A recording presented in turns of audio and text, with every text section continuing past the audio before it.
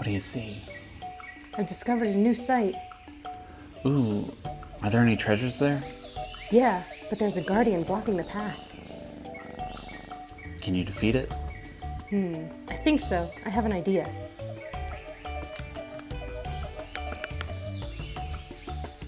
I did it! Nice work. Now it's my turn.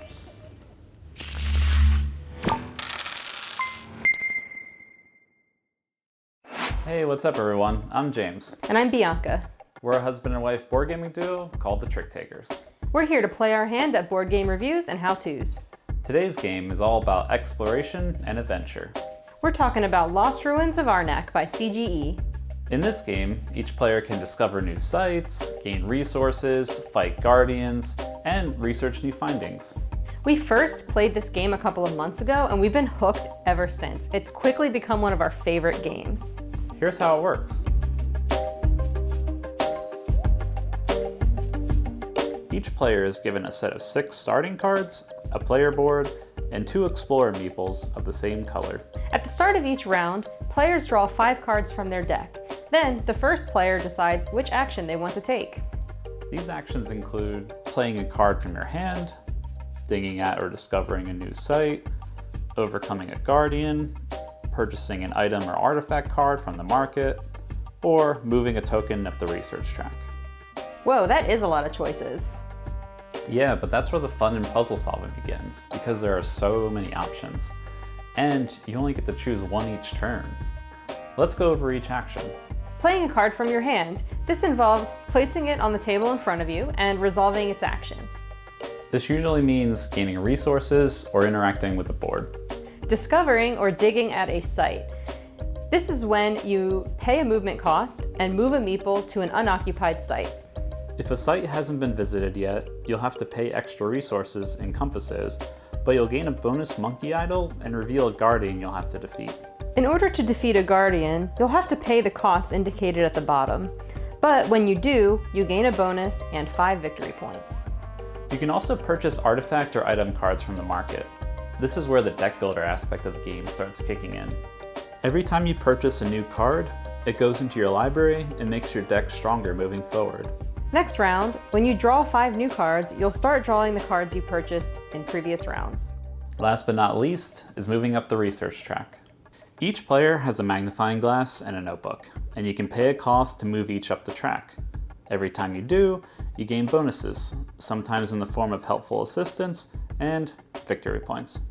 Phew, I think that's all of them. Every round, you'll continue to play actions until you run out of cards, meeples to place, or resources to research with. There are 5 total rounds to play, and whoever has the most victory points at the end of the 5th round wins. The overall concept of the game is easy to pick up once you get going. But mastering which action to take at just the right time is hard to achieve.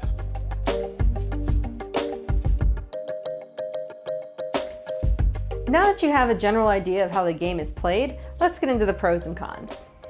First of all, Lost Ruins of Arnak uses a lot of different mechanisms very well, like deck building, worker placement, and resource management. Yeah, and this makes for super dynamic gameplay, because there's so many options players can take and plenty of ways to score points. Some players may focus on buying items and fighting guardians, while others may primarily focus on just climbing up the research track.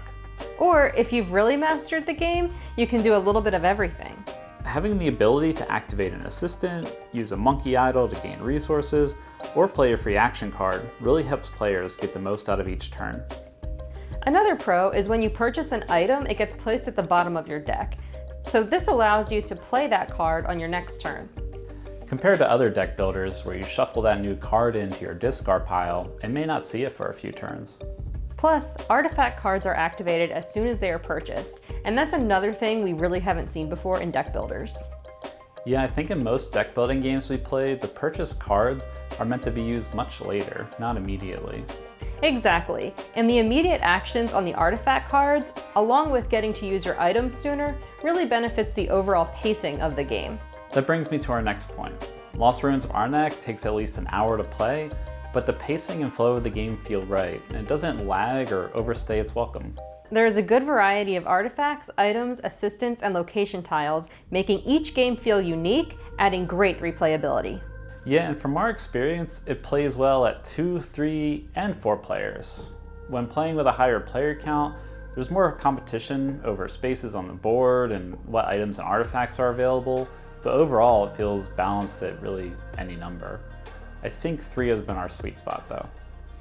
Next up, let's not forget about the components. This game has an absolutely stunning board. The cards are well illustrated, the tiles are high quality, and the resources handle well. The board is even double-sided. One side has the standard bird temple, and the other has a more advanced variant, the snake temple. I must say that I love the artwork on the box.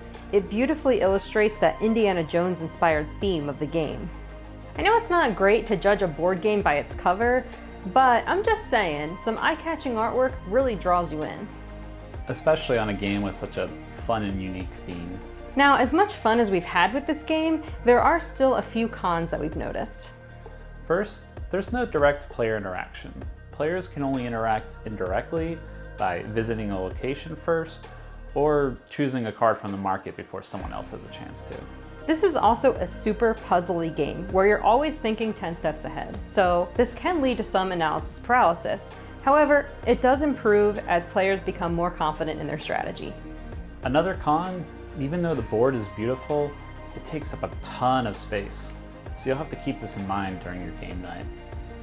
And lastly, Lost Ruins of Arnak has a lot of awesome components, but there's no box insert for organizing them all. We picked up a few containers to help make setup and cleanup a little easier, but it would have been nice if some kind of insert was included.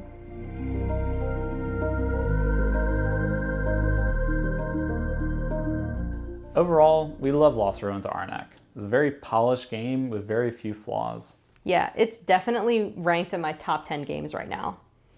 If you're looking for a puzzly game that does a good job of combining several different game mechanisms, we think you'll love Lost Ruins of Arnak. You can also try it before you buy it on Board Game Arena. That's what we did, and after just a couple of playthroughs, we were hooked. So we decided to pick up a hard copy from our local game store. Have you tried Lost Ruins of Arnak yet? Tell us what you thought about it in the comments. If you enjoyed this video, go ahead and give it a like. We post new videos every other Thursday, so don't forget to subscribe and ring the bell to get notified when our next video drops. We'll see you next time. Trick Takers out.